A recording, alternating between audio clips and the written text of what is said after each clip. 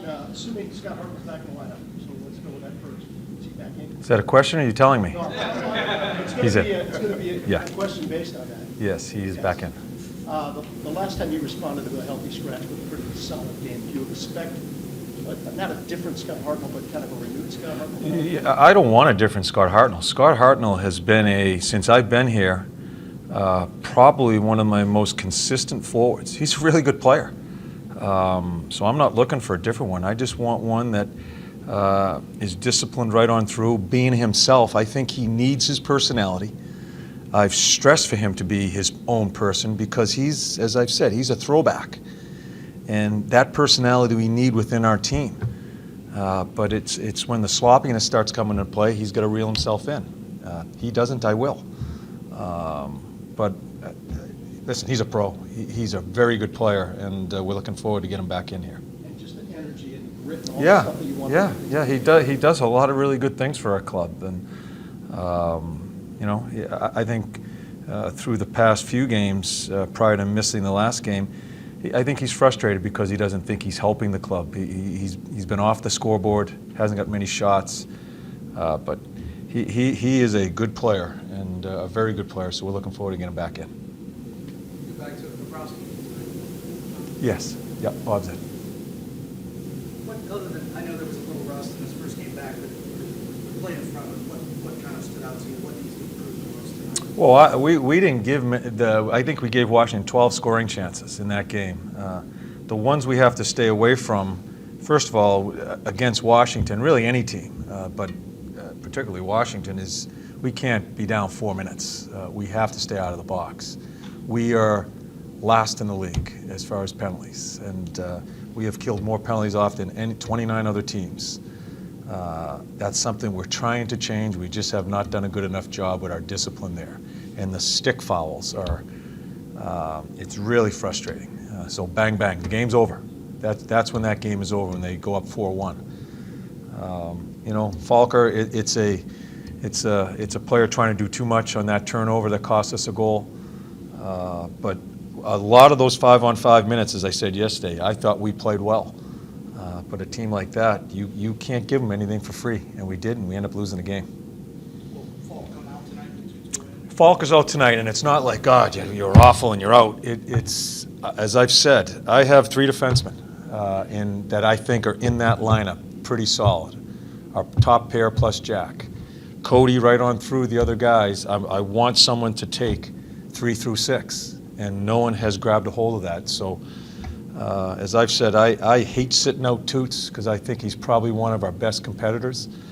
I just thought that he was playing too slow at certain times. He came out. He's going to go back in tonight. And again, I don't make the decisions on that. They do with their play. So I want some guys to step up and say, you're not taking me out by their play. What are you looking for then, John? What aspect of Consistency, play with speed, play quick, and just a solid play away from the puck, especially with defensemen. We want offense out of our back end, but where we're in the situation where we're there now, in 3 through 6, I just want us being solid and consistent with that solid play. And it hasn't been there. And that's why we keep on kind of going back and forth here as far as the players going in and out of those positions. What challenges did the Flames present to you? I haven't watched the Flames. I know they're very well coached. I know the back end is a very good back end, but we really don't spend too much time really watching. I mean, the coaches do. How much information the players get? We don't give them much 5-on-5, just on special teams as far as the teams we're playing, because we have enough things to do with our club as far as how we're going to play. We concentrate on how we're going to play, and that's the biggest thing against any team we play is our execution. Who comes out with Hartnell back in front? Bowler's coming out tonight. Yeah. Good to see you, man. John, do you have an update on Nick Delano? Nick is, we'll call him day to day. Yeah. Expect No, any sort of timeline? He hasn't skated at all. that's my timeline, day to day. sports, I've asked other coaches this when they've been out for a bit, and this has happened a couple times, as it usually does with most coaches who have a long run. Did you learn anything? Like what? Yeah, I think coaches always, even when they're coaching and they're not out of the game or being fired, I think you always have to self-evaluate because you're trying to get better, just like players.